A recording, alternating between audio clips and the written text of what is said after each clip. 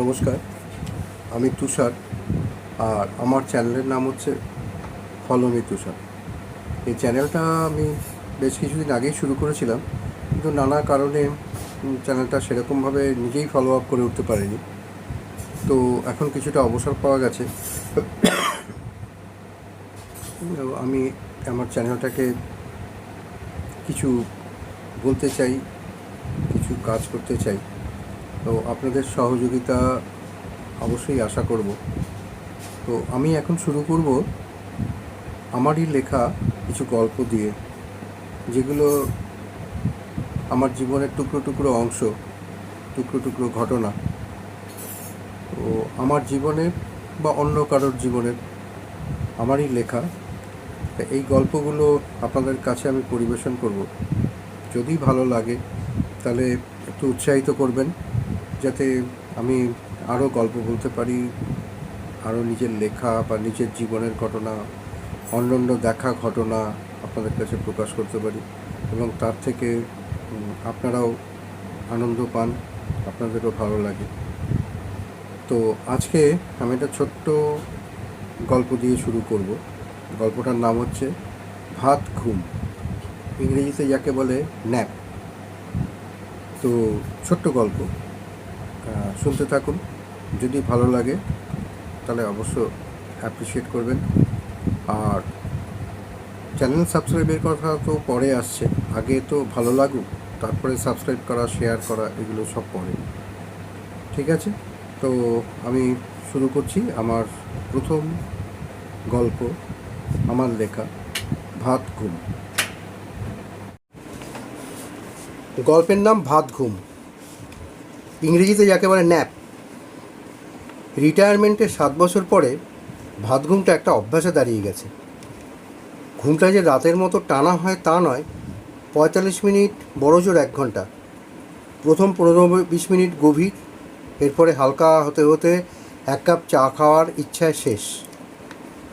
একেই বোধহয় ইংরেজিতে ন্যাপ বলে। এই 45 মিনিটে কিছু না কিছু ঘটবেই ঘটবে, মানে স্বপ্নে। ন্যাপে সবাই স্বপ্ন দেখে কি না জানি না, কিন্তু অমলেশ দেখে। শুধু দেখে না, ক্রমানুসারে দেখে। মানে এইরকম, গতকাল কিছুটা দেখার পরে ঘুমটা ফিকে হয়ে গেছিল। স্বপ্নটা টেনে রাখার চেষ্টা করেও টানা যায়নি। পরের দিন ন্যাপে আবার স্বপ্নটা ফিরে আসে, মোটামুটি একটা রিক্যাপ দিয়ে।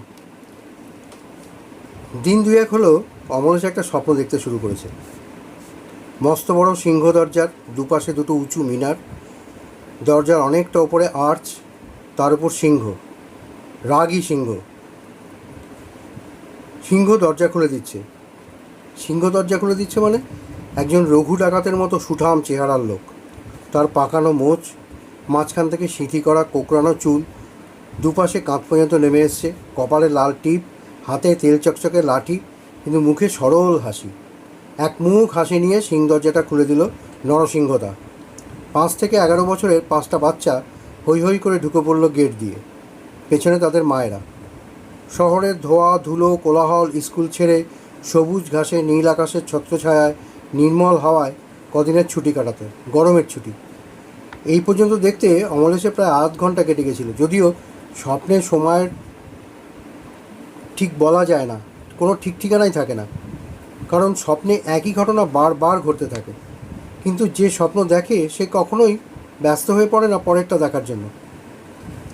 ন্যাপটা ফিকে হতে হতে কেটে গেলে অমরেশ ভাবতে বসে, বলা ভালো স্বপ্নটা তাকে ভাবায়। 56 বছরের ঘটনা, আগের ঘটনা স্বপ্ন হয়ে এলো কেন? বেশ লাগলো। মাকে দেখা গেল, ছোটো মাসিকে দেখা গেল, ছোটো বোন ছন্দাকে কত দিন দেখেনি, তাকেও দেখা গেল। স্বপ্নটা আর একটু দেখতে পারলে ভালো হতো। আরও অনেক কিছু দেখা যেত যা কয়েক যুগ আগে হারিয়ে গেছে। পরের দিনের ন্যাপের অপেক্ষা করে অমলেশ।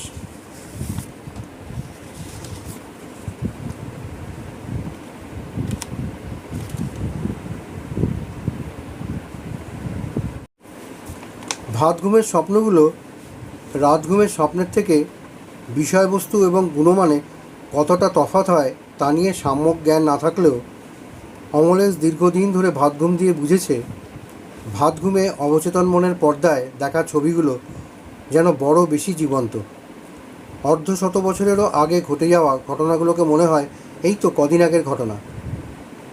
তাই পরের দিন মানে বেশ একটা আশা নিয়ে বারান্দার এক কোণে রাখা ইজি চেয়ারটায় গা এলিয়ে দেয় অমলেশ, গতকালের স্বপ্নটাকে আরেকটু এগিয়ে নিয়ে যাওয়ার জন্য।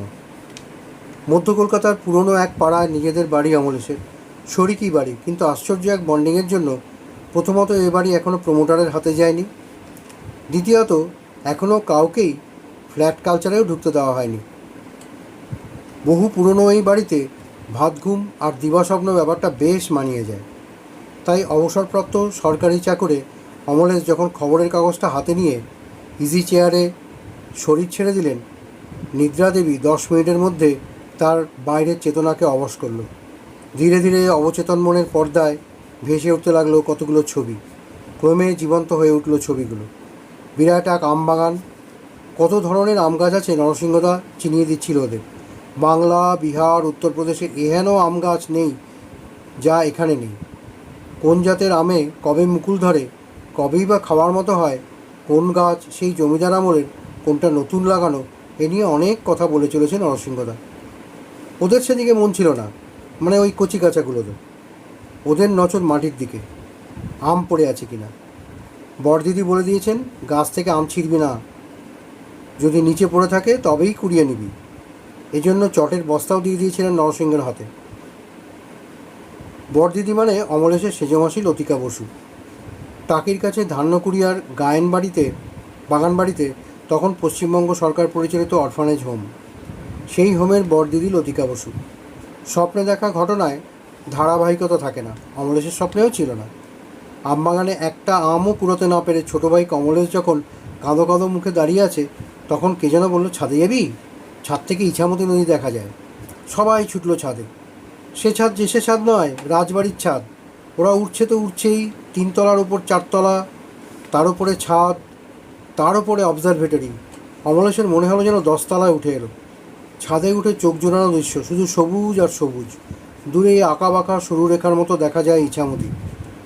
স্বপ্ন এক জায়গায় থেমে থাকে না, এগিয়ে চলে সামনের বা পেছনের দিকে। তার ওপর চেতন মনের কোনো পরিচালন ক্ষমতা থাকে না। কোথা থেকে সন্ধ্যা নেমে এলো। বর্দিমণির ঘরে গানের আসর বসেছে। ছোটো বোন গাইছে, ছবি গাইছে। মমচিত্তে নীতিনিত্যে কে যে নাচে তাতা থুই থুই। তাই শুনে আর এক ছোটো ভাই ফিক ফিক করে মুখ লুকিয়ে হাসছে। ছবি গান থামিয়ে ছোটো মাসিকে নালিশ করছে, মা দেখো আমার গানটা শুনে হাসছে। অভিমানে অভিজিৎ সপক্ষ সমর্থন করতে অমলেশের মাকে বলল, মাসি, ছর্দি ভাই তাতা থই থইকে কেন থুই থুই বলছে? কোথা থেকে রাত নেমে এলো। বড়দিদি মানে অমলেশের সেজমাসি বললেন, অমলেশ ছন্দা, তোরা মেস থেকে রাতের খাবারটা নিয়ে আয়। গা ছমছমে অন্ধকার মাঠ পেরিয়ে ওরা চলল খাবার আনতে।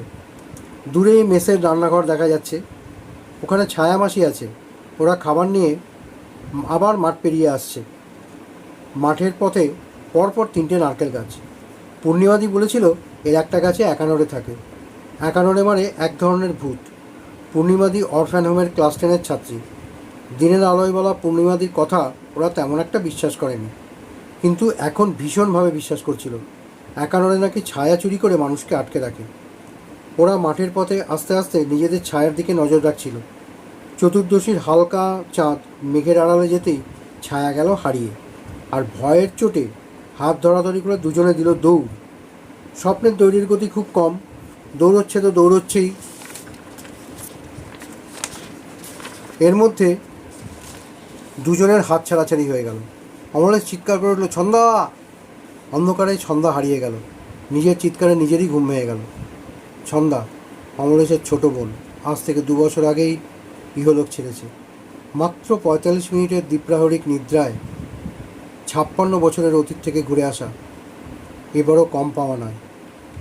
এখানেই শেষ করছি আমার গল্প ভাত ঘুম। যদি ভালো লাগে তাহলে কমেন্ট করবেন, আর যদি আরও ভালো লাগে তাহলে লাইক শেয়ার করবেন, আর যদি আরও একটু ভালো লাগে তাহলে সাবস্ক্রাইব করতেও ভুলবেন না। আমি মাঝে মাঝেই আসবো এই ধরনের ছোট গল্প নিয়ে আমার লেখা। এখানেই শেষ করছি। নমস্কার।